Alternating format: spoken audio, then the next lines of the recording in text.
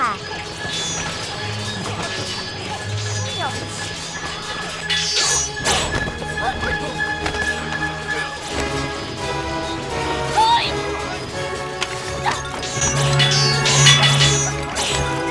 了不起！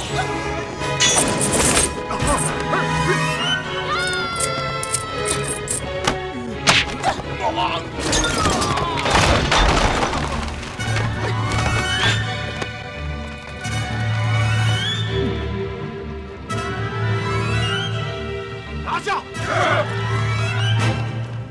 走，走！太厉害了！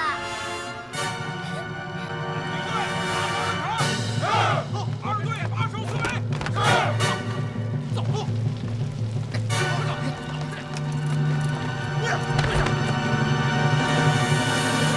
怎么样？没想到吧？哼！你早就知道我会去府中找你。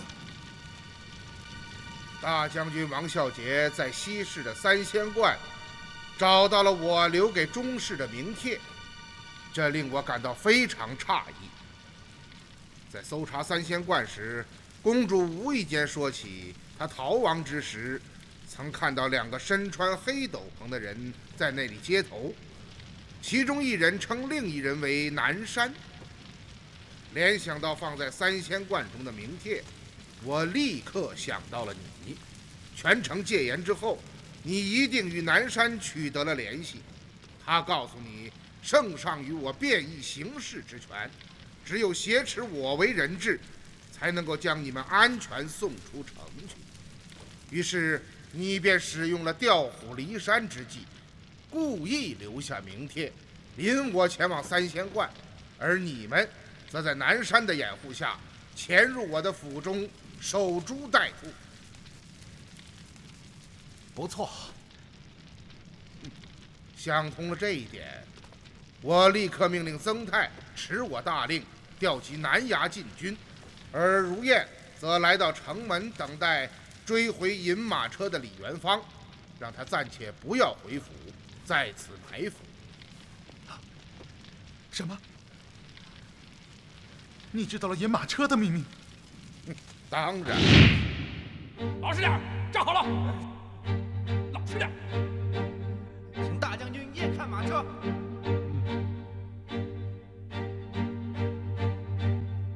张环在，带上10个人把马车抬起来。是。来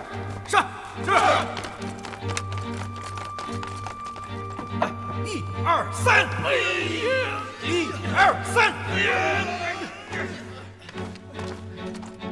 李将军，抬不动啊！闪开！撤！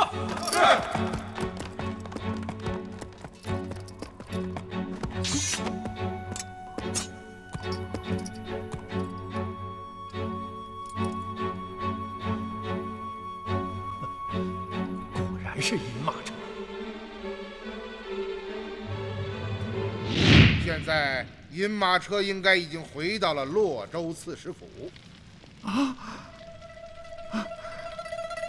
查尔汗，圣上待你天高地厚之恩，你竟然做出这等禽兽不如之事，真是非我族类，其心必异。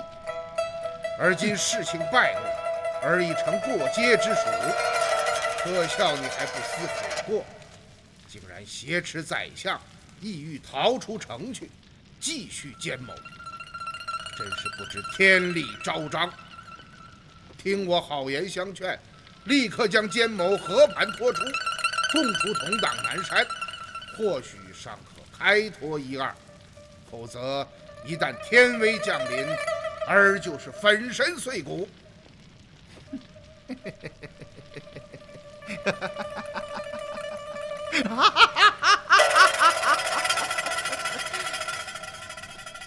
想从我的嘴里套出真情，你休想！晋敌大，沙尔汗今日落入你的手中，开刀便了。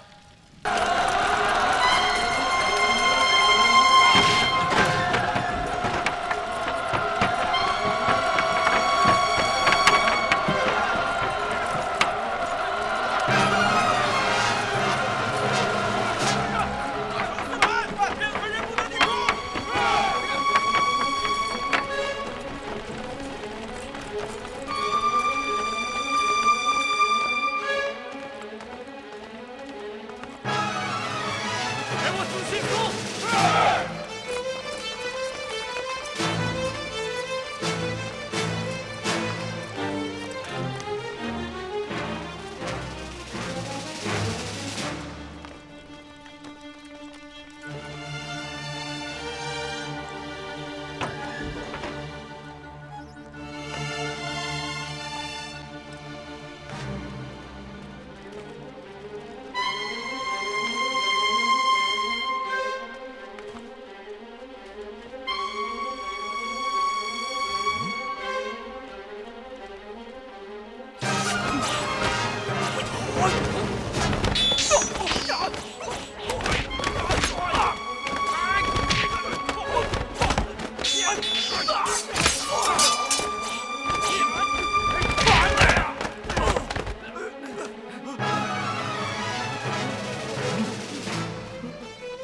来人，在，给我拿下。是。起来！吴乐志在哪儿？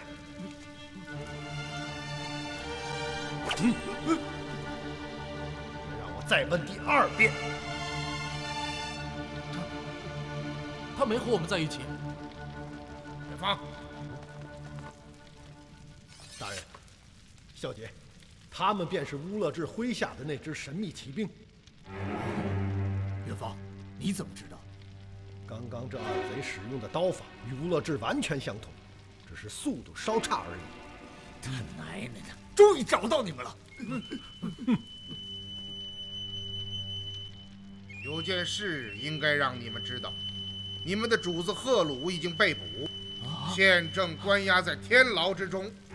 如果你们说实话，待事情结束后，便放你们回突勒；否则，便是死路一条。说，否则老子宰了你！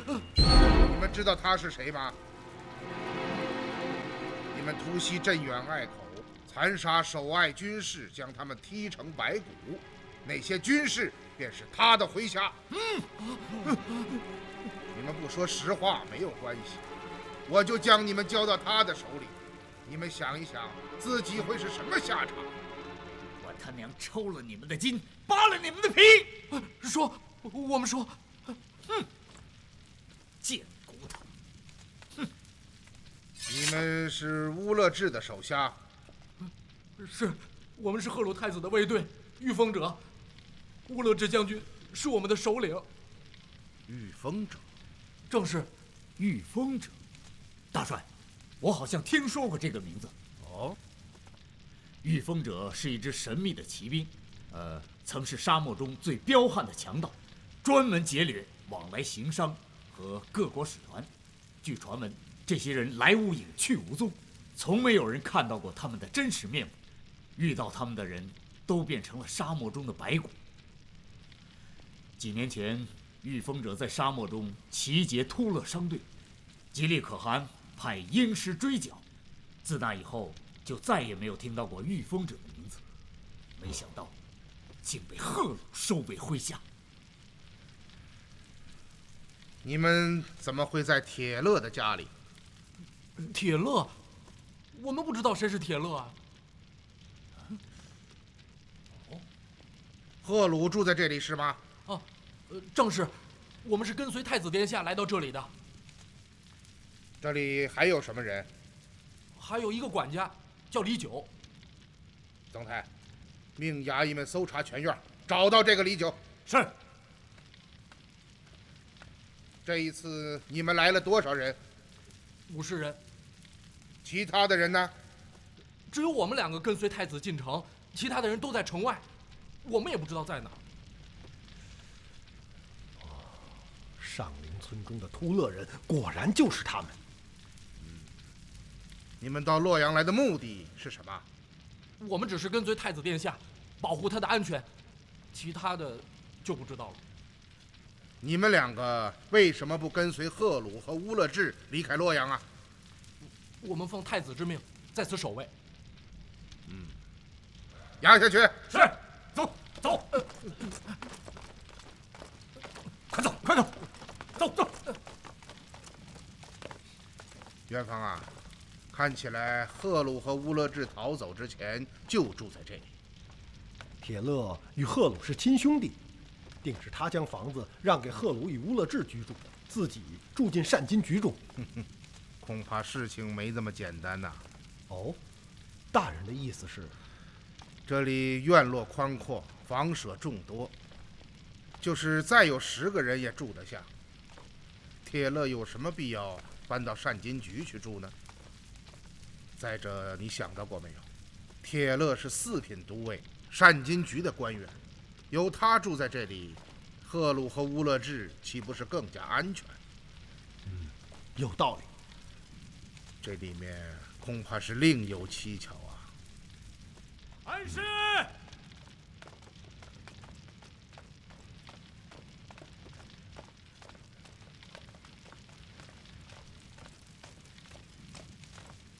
是，找到了。这家伙藏在后院的水缸中，想趁乱逾墙逃走，被我等拿下。好，做得好。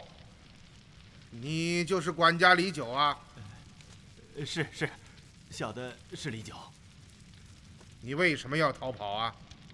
刚刚小的见这么多官爷冲进来，吓懵了，这才要逃走。俗话说得好，不做亏心事，不怕鬼叫门。没做坏事，为什么要怕官差啊？我给你提个醒，曾经有几个秃勒人住在这里。再让我往下说，你的脑袋恐怕就保不住了。大人饶命！大人饶命！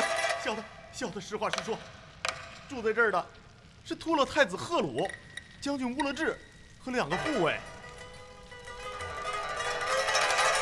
我来问你，赫鲁住此期间，都有谁来这里见过他？有个穿黑斗篷的叫北山，他经常来这儿。你见过他的真面目吗？从来没有，他从来都是蒙着面来，蒙着面去，小的没见过他的脸。铁勒呢？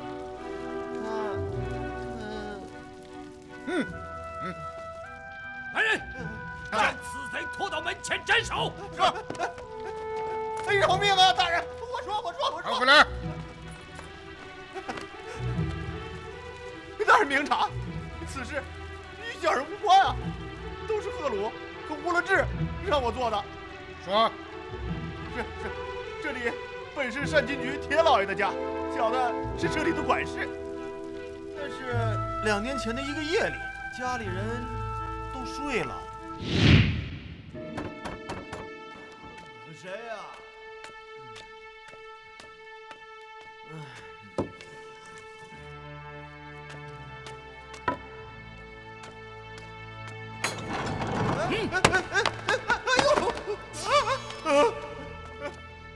铁勒呢？在后院。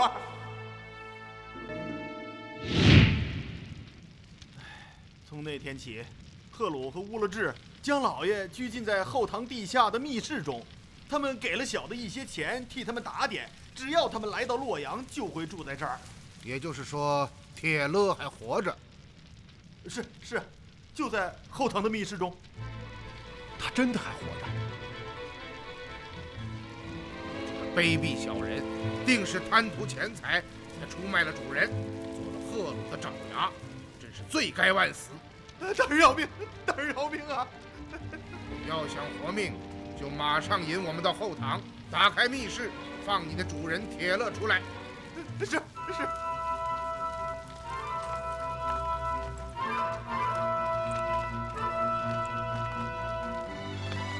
大人，就是这儿。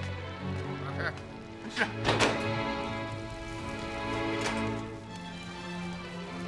看住他。是。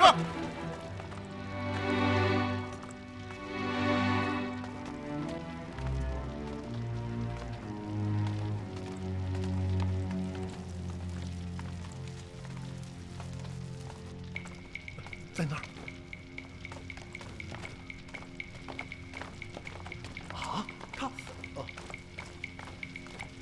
你是铁勒？我是狄仁杰。郭老，救我！好，你现在已经安全了，放心吧。啊，来呀，在，将他抬到我的府中，请医生为他诊治。是。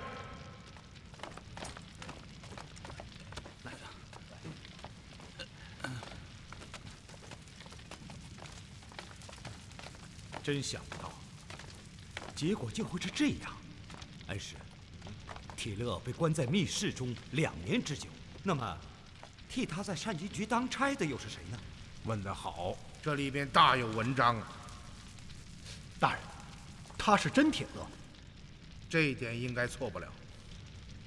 此人与塔克长得非常相像，就连胡子都一模一样。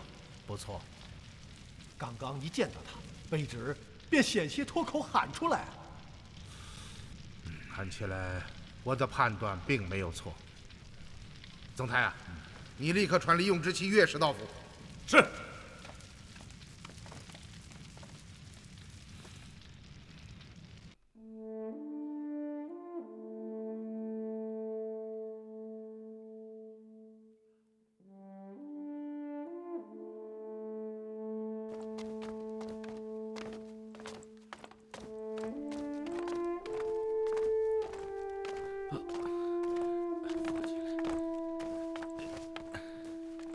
谢国老救命之恩。好，铁大人。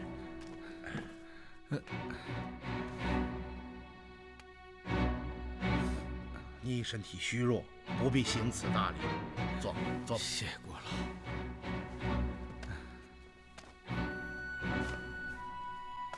带进来。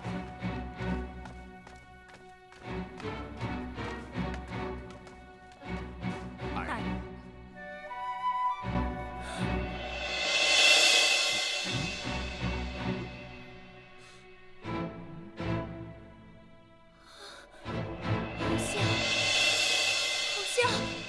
是他，就是他！你把我丈夫逼到哪儿去了？你这个天杀的！你还我丈夫！还我丈夫！你还我丈夫！你认错人了，怎么没有认错，我没有认错，就是他！大人，他就是雇主。我知道了，你先去。郭老，这究竟是怎么回事？什么雇主？是这样，在你被软禁期间，另外一个铁勒替你在善金局当差。此人不但提供马车送你的弟弟赫鲁逃出洛阳，还在2个月前将20多名银匠骗出城外，至今生死不知，下落不明。另外一个铁勒，铁大人的手似乎并未伤残。卑职的手？是哪个说卑职的手有伤残？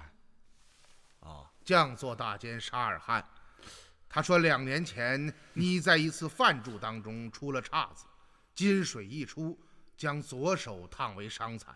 沙尔汗这个奸贼！沙大人可是当今圣上的宠臣呐。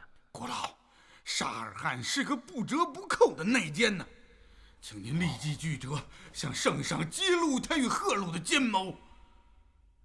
有这等事？铁大人不要着急，将事情的原委慢慢道来。好，那是2年前，也就是我出事前的2个月。一天傍晚，卑职下职回家，在门口碰到了沙尔汗。铁兄，铁兄，沙大人有何吩咐？铁兄，你我是兄弟，怎得如此客气啊？哎，铁兄啊，今日下职后，小弟意欲与铁兄一叙，不知意下如何？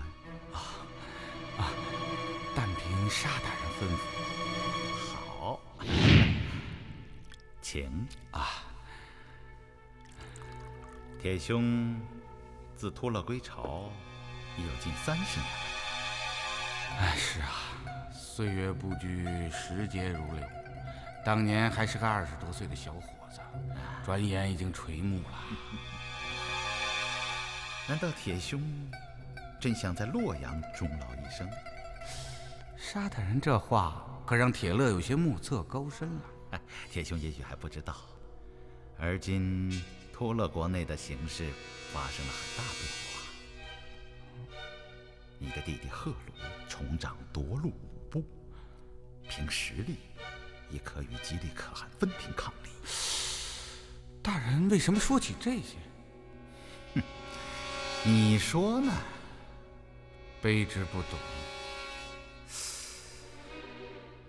如果铁兄能够与令弟赫鲁重归于好，兄弟2人内外并举，何愁托勒不重回你们手中？大人，铁勒自归降天朝以来，忠心不二，绝无异心，再不敢其回归漠北之念。至于舍弟赫鲁，30年前铁勒便与之分道扬镳，经年之后，怎能再有所寄托？大人之言，就当卑职没有听到，就此告辞了。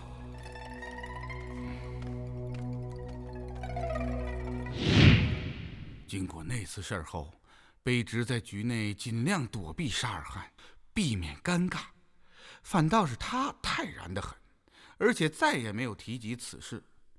事情过了2个多月，一天深夜，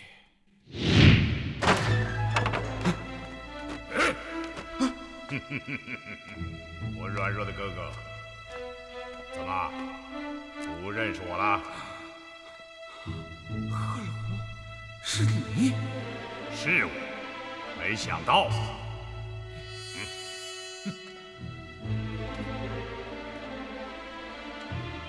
你是怎么知道我住在这里？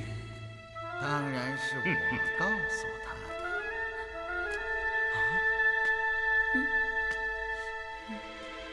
你是谁？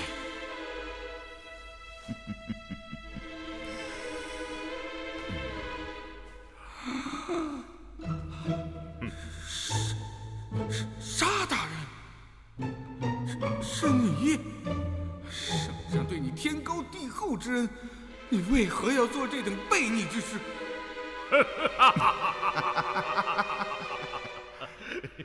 不错，圣上对我的确很好，可是我想要的，他却不能给我。赫鲁太子却可以帮助我。赫鲁，你想做什么？我来讨债。30年前在鹰梭川，你出卖了我和父亲，向布真投降。现在偿还的时候到了。我今天来不是要伤害你，而是给你一个还债的机会。怎么还？5年前父亲死在吉利可汗和狄仁杰手中，现在我要你帮我杀掉这2个仇人，重掌托勒大权。只要你做了可汗，战火就要重燃，百姓们又要遭殃了。赫鲁，你放弃这种想法吧，安安稳稳的生活不好吗？为什么一定要像父亲那样？想一想30年前那场惨祸吧，就是因为你们要和天朝开战，结果我们的部族险些灭种啊！你给我闭嘴！你这个叛徒！不许你提父亲的名字！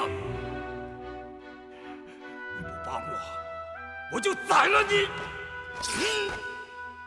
你就是杀了我，我也不会帮你。动手吧！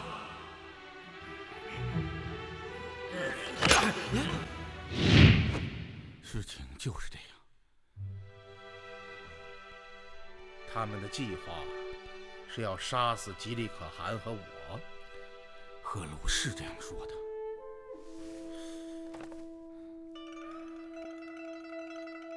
国老，您可能知道，赫鲁为好战的夺路5部贵族所拥戴，吉利可汗是他的绊脚石。只有杀死吉利可汗，他才能够重掌突勒大权，也才能够与天朝开战。众所周知，敌国佬主张边境和平，支持吉利可汗。说句实话，如果没有你们二位，两国早已开战了。我想，赫鲁正是由于这个原因，才要对您和吉利可汗下手的。是的，本阁知道。铁大人，赫鲁没有对你说起过这个计划的具体内容吗？没有。从那天起，我就被关进了密室。但从赫鲁的话里不难听出，他们到洛阳来就是筹策这个计划的。现在一切都清楚了。铁勒被关押之后，沙尔汗用身高和外形与铁勒有些相似的塔克假扮铁勒。然而塔克的左手是天生的残疾，于是沙尔汗才编出了金水一出将铁勒左手烫毁这套谎言。不错。从刚刚岳氏看到铁勒时的反应，已经完全可以证实，塔克就是失踪银匠们的雇主。大人，现在可以说是证据确凿了。铁大人，你提供的这些情况非常重要。而今你身体未复，好好休息，我们改天再谈吧。谢国老。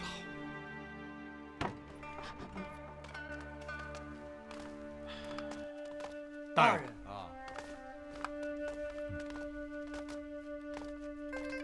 真是想不到，赫鲁竟是冲着大人和吉利可汗来的。这个畜生，与他爹默杜一般，都是利欲熏心的杀才，真是该死。从得知赫鲁的真实身份那天起，我就已经隐隐地感觉到了这一点。恩师，你早就想到了。赫鲁太子乃夺路五部之首，身份何等尊贵，是什么事情才能令他不惧凶险，亲身闯关潜入洛阳呢？不错。突勒的好战贵族早已不耐烦吉利可汗的和平政策，对于他们来说，只有战争才能带来金钱、土地和权力。多年前的幽州，我协助吉利可汗击溃默杜叛军，助其复国。吉利可汗与圣上盟誓，两国交好，永绝兵患。因此，这些夺路贵族非常明白，想要开战，就必须逾越吉利可汗和我这两条鸿沟。于是，除掉我二人，变成了他们的当务之急。这也就是赫鲁冒险来京的目的。夺路五部是突勒最强悍的部落，拥有5个鹰师、16个豹师。吉利可汗虽有虎师拱卫，但周围强敌环伺。以卑职看来，他的处境也十分堪忧啊。元芳说的不差，末将回京之前，突勒的几个豹师在敦煌附近活动异常频繁，看起来也与这个阴谋有关。通过刚刚铁勒的叙述，可以确定，银匠失踪案、单金菊血案，都是围绕着刺杀吉利可汗和我这一核心计划展开的。所幸的是，真铁勒被救出，沙尔汗最终暴露了他内奸的身份，这是对方没有料到的。单金菊血案发生后，不管是从出城追缴金银的左右卫骑兵，还是来自城门方面的消息，都能够证实一点，那就是沙尔汗、御风者，还有失踪的银匠，以及110万两金银，都还在洛阳城中。不错，学生认为，现在正是最好的时机。恩师，动手吧。大人，卑职之见与曾兄相同，二系沙尔汗府抓捕塔克，撬开他的嘴巴。越是这个时候，越要沉住了气。你们想一想，隐藏在上林村草垛中的那5辆神秘的马车是做什么用的？5名车夫为什么要将他们停在北门大车台？你们再想一想，我们突袭沙尔汉府，在后园中看到的恰恰也是5辆马车，而且与上林村的那5辆马车从外形到颜色是一模一样，这难道会是巧合吗？这里面定然隐藏着什么玄机。说得好，他们之间的玄机又是什么呢？今日傍晚，沙尔汉的夫人钟氏前来见我，她对我说，昨天夜里看到后园中灯火通明，数十名工匠手持瓢状器皿，往那5辆马车上浇着什么东西。哦，有这等事儿？而我们突袭沙府，打开暗道，却只看到几个做铜活的木匠。这些奇怪的事情又该怎么解释呢？是我们太急了。虽然目前我们已经掌握了沙尔汉犯罪的确凿证据，然对于整个案情来说，并没有真相大白。失踪的银匠仍不知所踪，罪魁祸首沙尔汉及御风者潜隐行藏，100万两金银无踪。实际上我们什么也不知道。一旦我们贸然行事，打草惊蛇，所有的线索便会立刻中断，我们长时间跟踪得到的一些宝贵线索也会丧失作用。因此我要告诫你们，出击的时候还没有到来，大家要忍耐，再忍耐，等候他们先动起来，那样我们的机会也就来了。相信我，这一时刻应该不会太久了。还以为快结束了，谁知道还早着呢。别泄气，我们离真相只差1步了。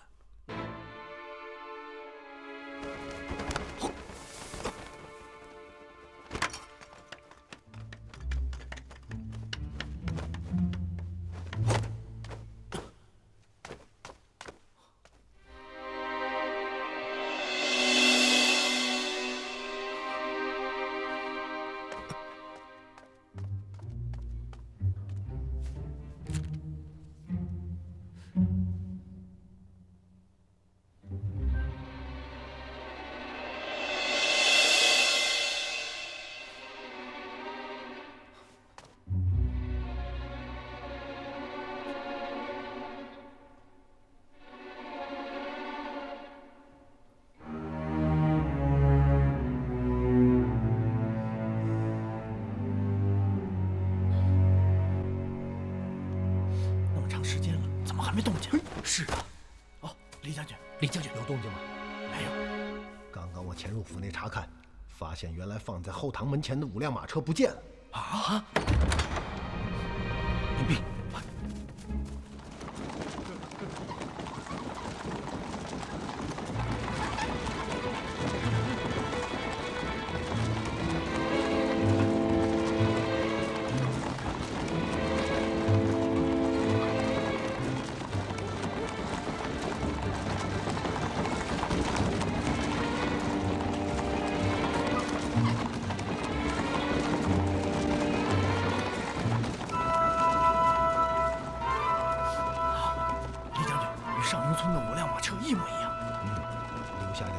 继续监视，其余的人随我跟上。你们俩留下，其余人跟我走。是。这。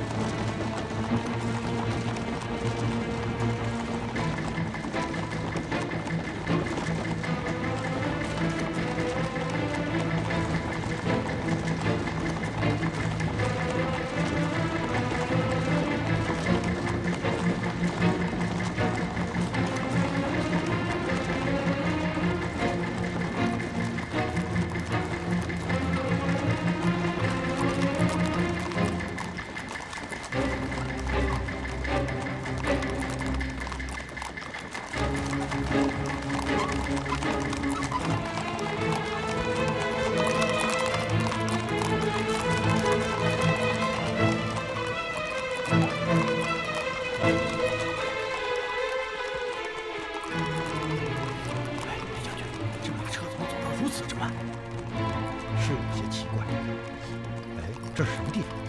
好像是北市。他们要去大车台。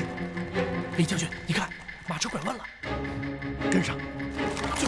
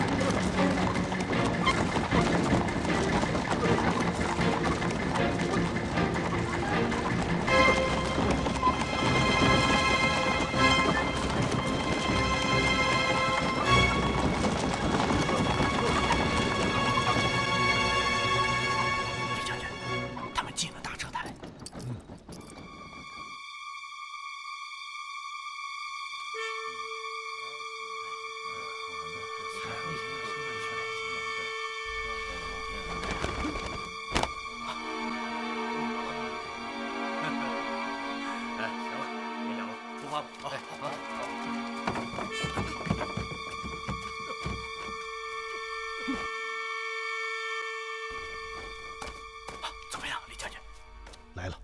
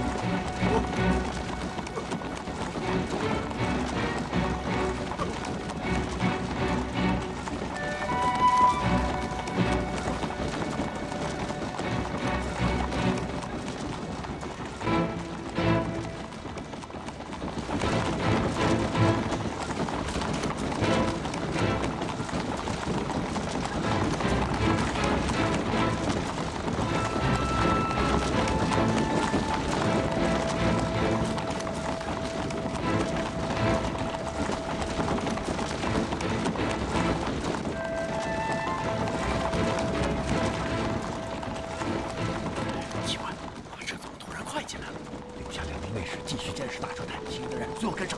是。走，你给我留下。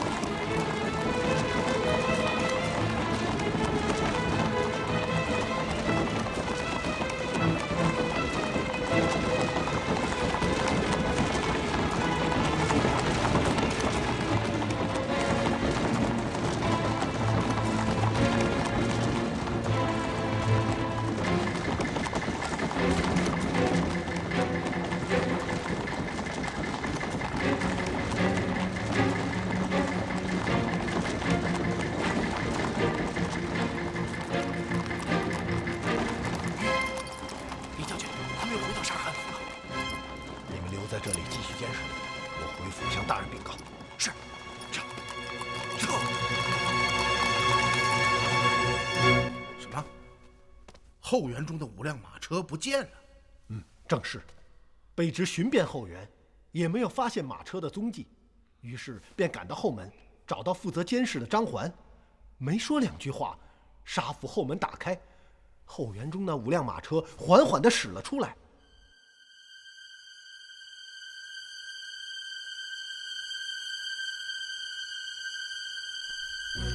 你能肯定是后园的5辆马车吗？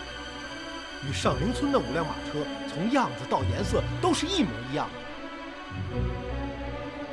你继续说吧。车走得很慢，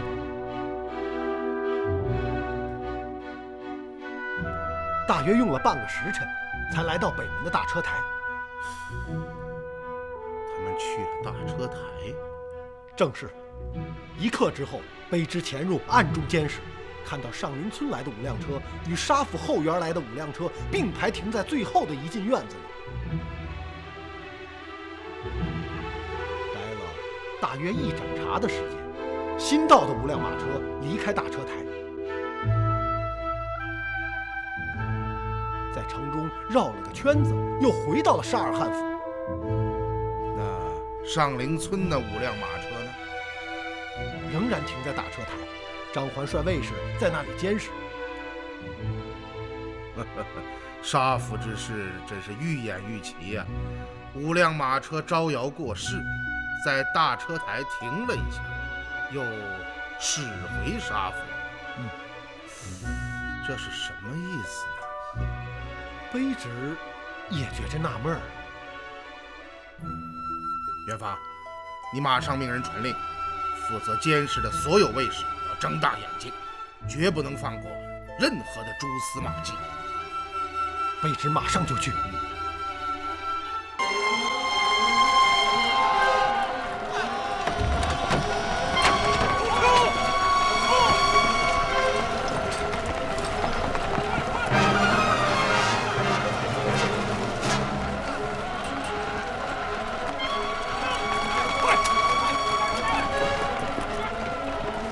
关门！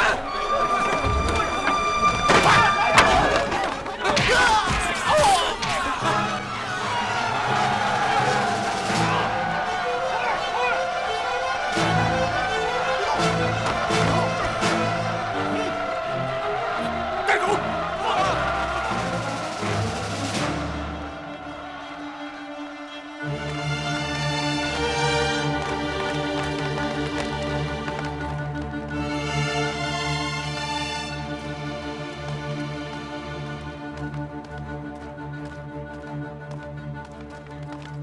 走！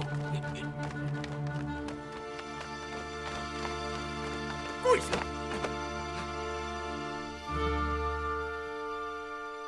我们又见面了。大人，不知为何将小人捆绑在此啊？塔克，本阁让你见个人，见到此人之后，看看你还会不会问这个问题。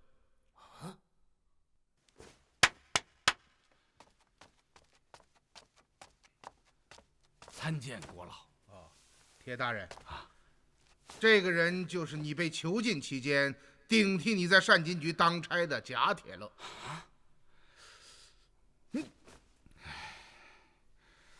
塔克，还有几个人，也许你想见一见。曾太，带上来！快，快来！哎，大人。啊，岳师啊，你看看他。啊，是你！大人的，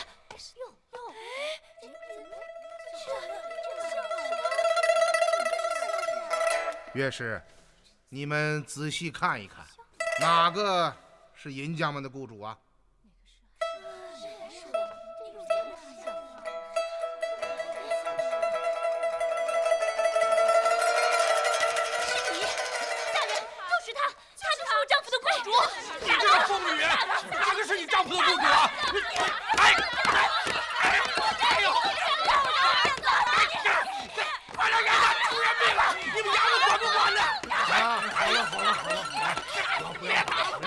？4个问题。第一，沙尔汉在哪？就是他。第二，御风者在哪儿？第三，失踪的银匠在哪儿？第四，中士为何不见了？大人的话小的听不懂啊。好吧，这个人就交给你们了。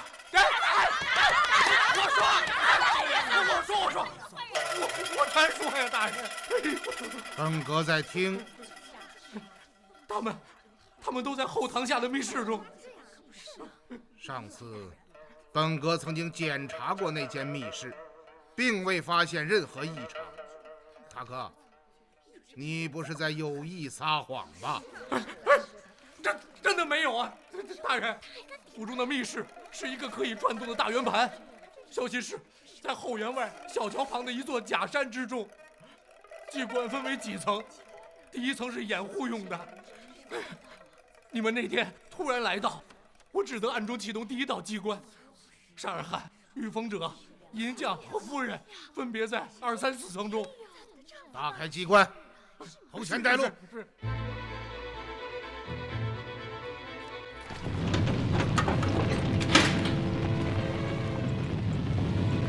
怎么样？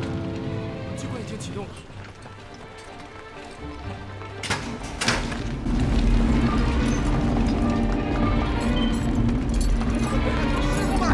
有人救咱们来了！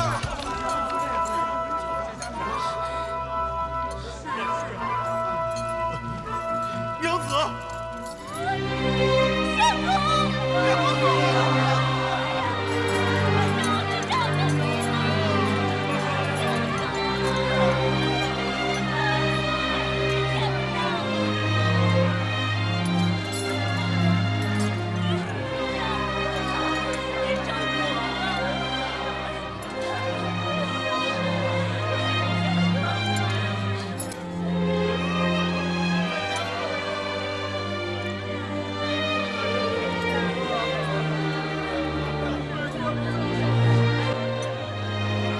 大家都带出去吧！啊，是。好了，来，跟我来了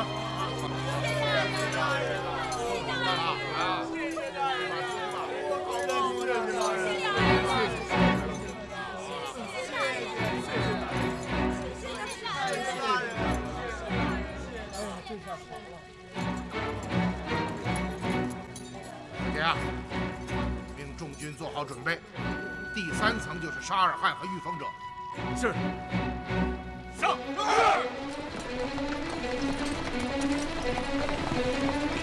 快！快！好。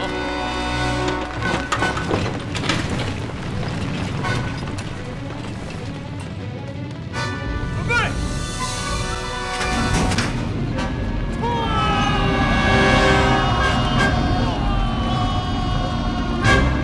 放箭！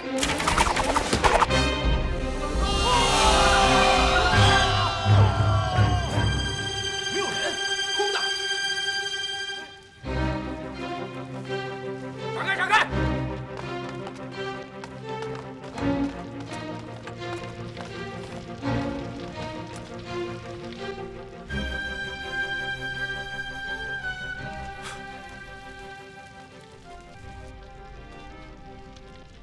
不好，大帅，怎么了？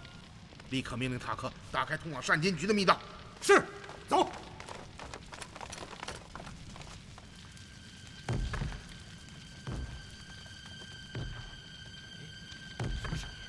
不知道。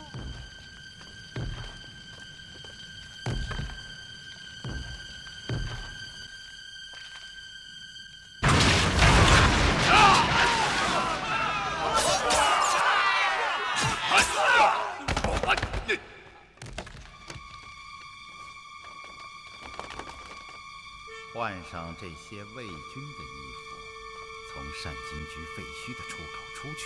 好，为什么让我们守在这里？耐心等候。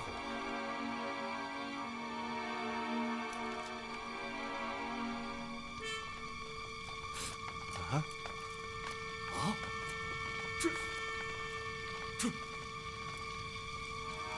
哎，都怨我没有早想到这条路，白白的损失了这些军士。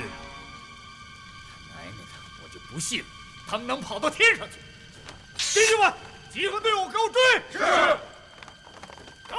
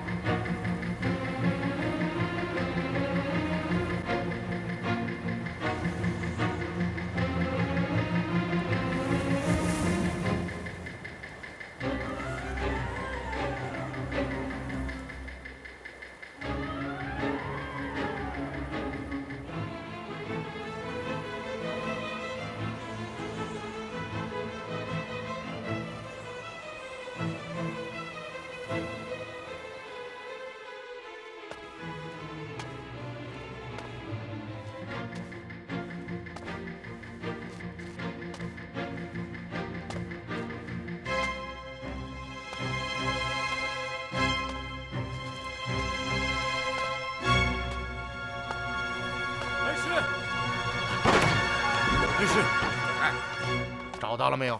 南亚禁军搜遍全城，没有找到沙尔汗和御风者的踪迹。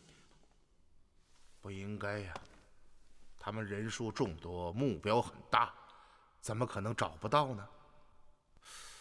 难道他们还有别的落脚之处？大帅，末将率部下搜查西市，在三仙观里找到了这个。这名帖是在西市找到的？正是，西市的一座叫三仙观的小堂子。曾太，叫如燕来，我们去西市。好。我也要去。公主啊，国老，叔父，公主说闲着没意思，想找您聊天。公主啊，我们要去的地方有些危险，你看这样好不好？待老头子办完事回来，再陪您聊天啊！我才不怕危险呢！国老，您要是不带我去，我就窜房越级，高来高去，陆地飞腾，又跑了，您还得找我。叔父，就带他去吧，有我呢。好，事不宜迟，立刻出发。包围三仙观！快跟上！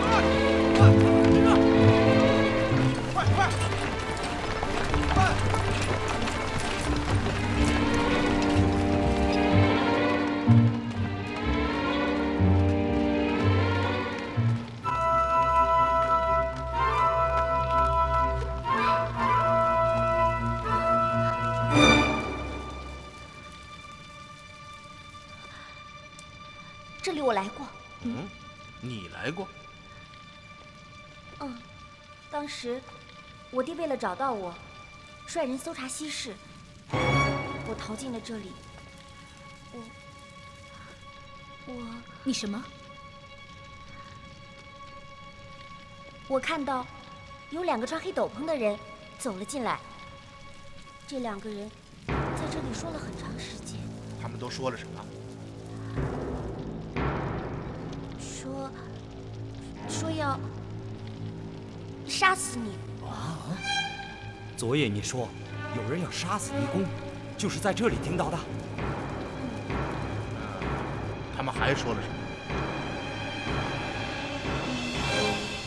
别的我不太记得了，因为我听说书的经常讲狄仁杰这个名字，所以他们说你，我才记住的。对了，先前来的那个人，管后来的那个人叫南山。南山？公主，你听错了，是北山的。不是，叫的就是南山。还有南山？沙尔汗是北山，这南山是谁？南山，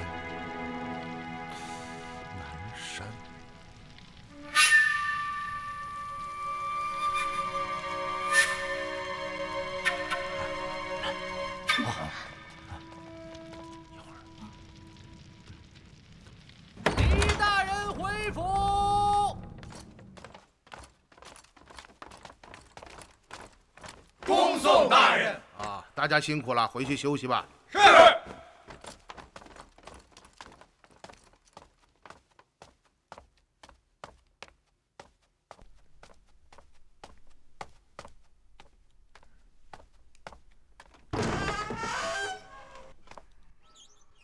地府啊，地府，灯怎么灭了？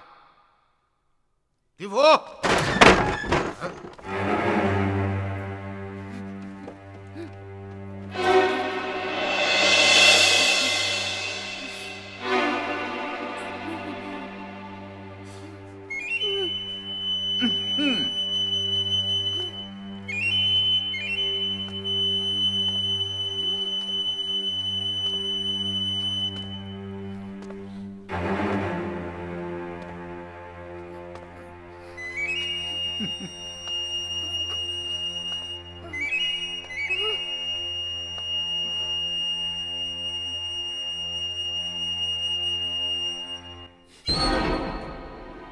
没想到我会来，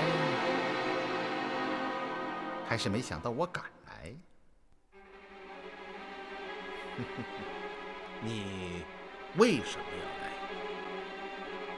因为你呀，只有你才能让我安全离开洛阳。这一点的确不假，但是我很奇怪，知道这个的人只有寥寥几个。我能问一问，是谁告诉你的吗？哼，你是个好奇的人。南山，对吗？你怎么知道南山？他是你的联络人，你们都是赫鲁的帮凶，对吗？你真的很了不起。如此繁复的案件，几天的时间你便弄得水落石出。这世上恐怕不会再有第二个人有你这样的能力。说句实在话，我也很佩服你，行事精谨缜密。如此一个连环相套的大阴谋，几乎没有留下什么破绽。只是我有一个问题。是什么？你为什么要提前2个月将银匠们集中起来？又为什么先将他们带到上林村，而后再返回？这岂不是多此一举吗？那是因为我还有别的事情让他们去做。哦，什么事情？这个你不需要知道。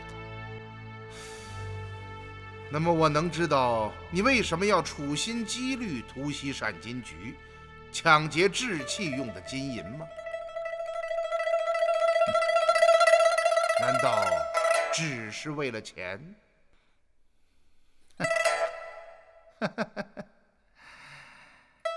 那可是一大笔钱，我需要钱。为了这100多万两金银，竟然不惜残杀数以百计的生命，竟然忍心将美轮美奂的善金局夷为平地。我看这里面一定还有别的原因吧。不错，你的判断非常敏锐，说的一点不错。但还是那句话，你不需要知道。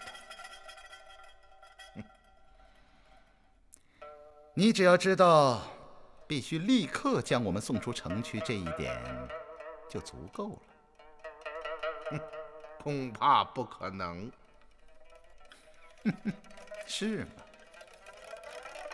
我的心情不好，不要激怒我。给我上！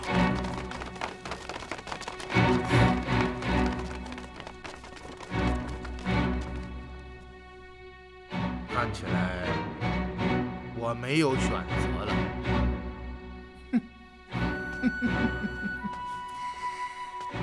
说得对极了，因为你也令我们没有选择。好吧，我送你们出城。非常好。我喜欢这种态度。嗯。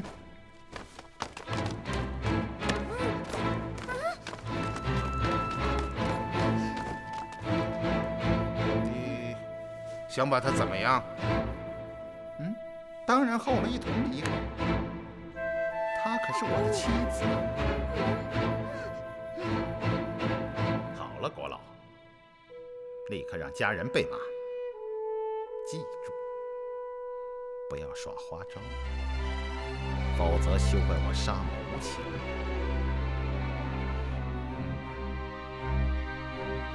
走，我们走。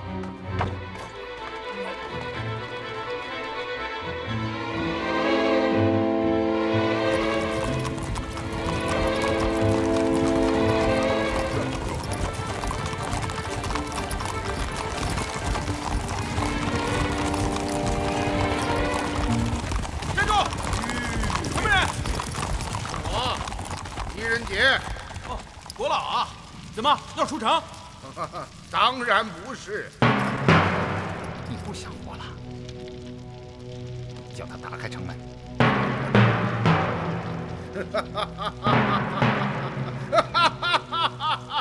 众军显神，请打逆贼！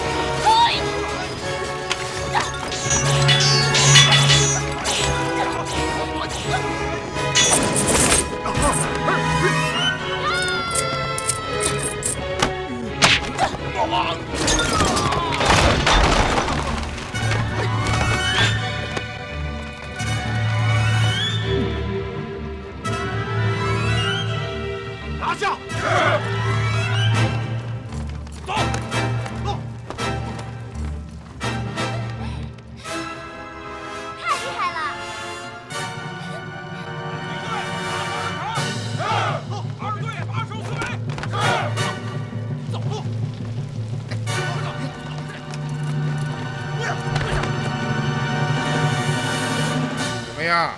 没想到吧？哼，你早就知道我会去府中找你。大将军王孝杰在西市的三仙观找到了我留给中士的名帖，这令我感到非常诧异。在搜查三仙观时，公主无意间说起她逃亡之时，曾看到2个身穿黑斗篷的人在那里接头，其中一人称另一人为南山。联想到放在三仙观中的名帖，我立刻想到了你。全城戒严之后，你一定与南山取得了联系。他告诉你，圣上与我变异行事之权，只有挟持我为人质，才能够将你们安全送出城去。于是你便使用了调虎离山之计，故意留下名帖，引我前往三仙观，而你们则在南山的掩护下潜入我的府中，守株待兔。不错，想通了这一点，我立刻命令曾泰持我大令，调集南衙禁军，而如燕则来到城门等待追回银马车的李元芳，让他暂且不要回府，在此埋伏。什么？你知道了银马车的秘密？当然。老实点，站好了。老实点。请大将军验看马车。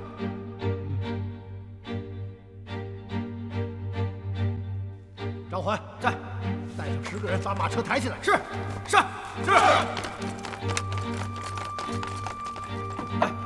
2、3，1、2、3。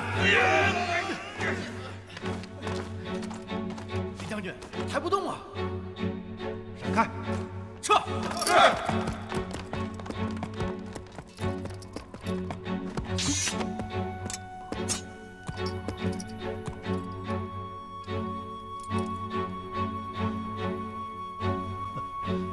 果然是银马车。现在银马车应该已经回到了洛州刺史府。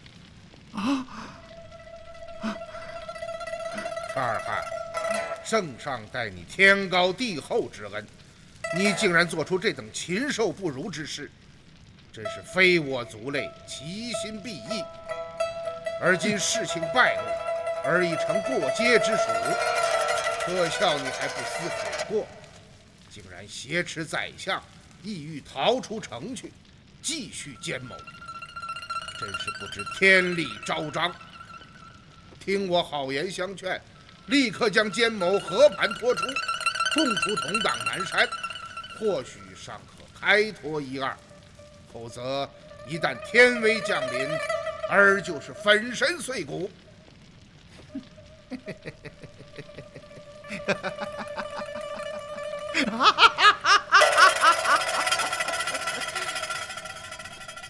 想从我的嘴里套出真情，你休想！晋迪大，沙尔汉今日落入你的手中，开刀便了。你可真是嚣张啊！可能你没有想到，我命孝杰进宫请来了圣上，观看这场好戏。有话，你就和他老人家说吧。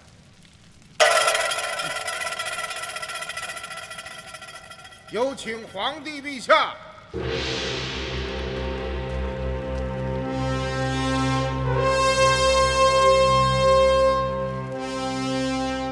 怀英，今夜的事情朕都看到了，你果然没有说错。沙尔汗，你这个逆贼，辜负了朕的信任所托，拿着朕对你的宠信当做阴谋的筹码，真是罪该万死，罪该万死！我来问你，朕对你天高地厚之恩，你为何要行此悖逆之事？陛下，就不必多问了。只求速死。你，来人，将此贼乱刀分尸，剁成肉泥。是。请陛下息怒。怀英，你还有何话说？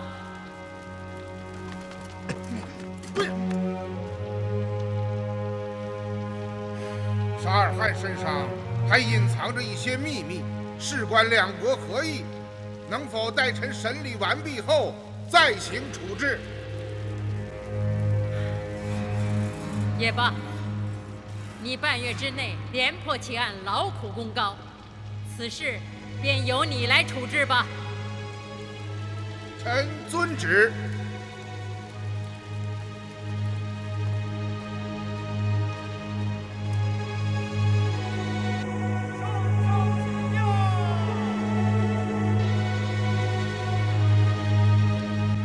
师傅，夫人，过来。你还好吧？这个人，他不是我丈夫沙尔汗啊！你说什么？这个人不是我的丈夫。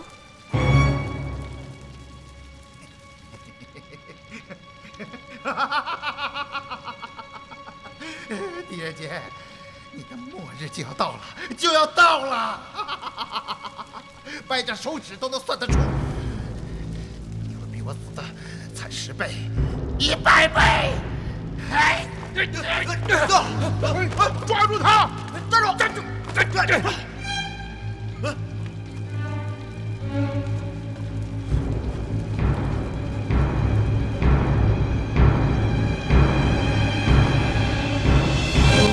他死了。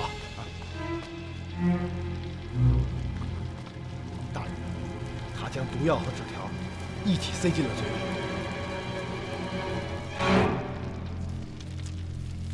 洛阳东120里上。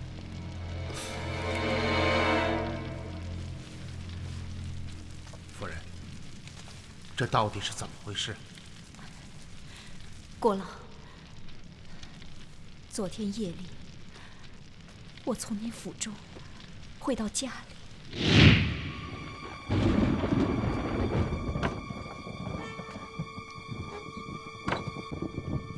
这几日，你好像很忙啊。谁？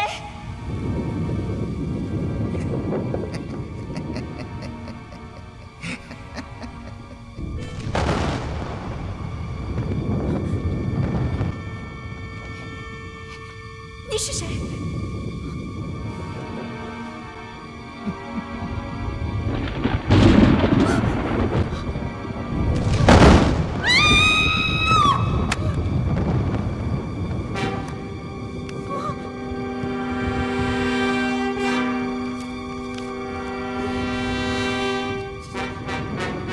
你是人是鬼？你说呢？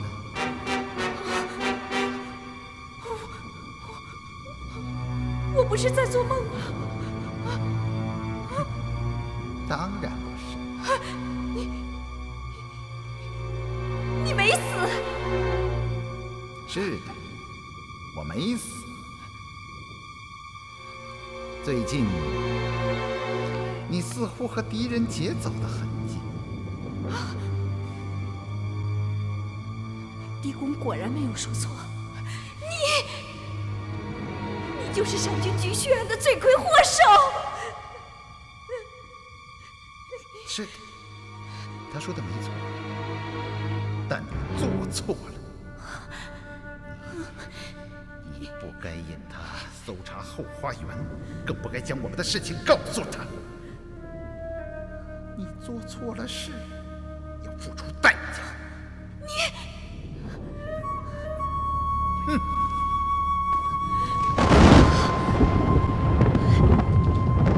你不是沙尔汗。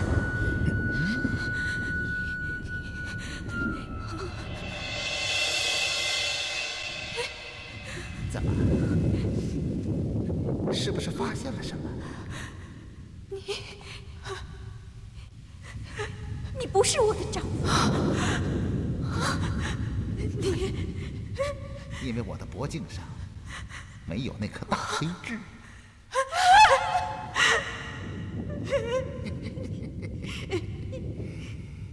你是谁？你是谁？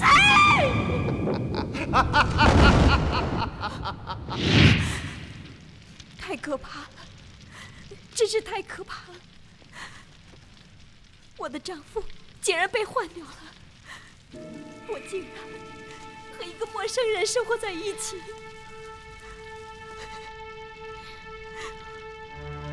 大人，这究竟是怎么回事？难道又是人皮面具？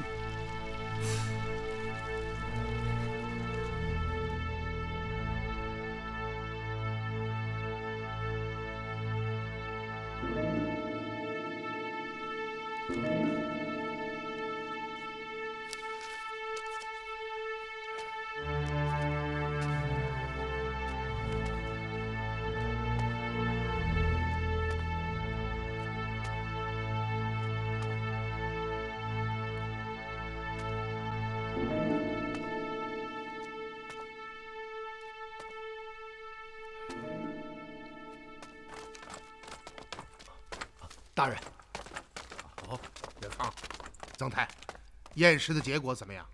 让验尸官说吧。经检验，死者脸上肌肤骨骼均属真实，并没有人为改造之迹象。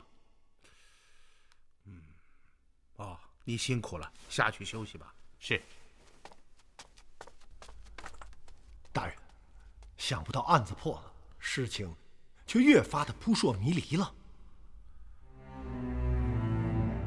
铁勒曾经说过，阴谋的核心是针对吉利可汗和我的。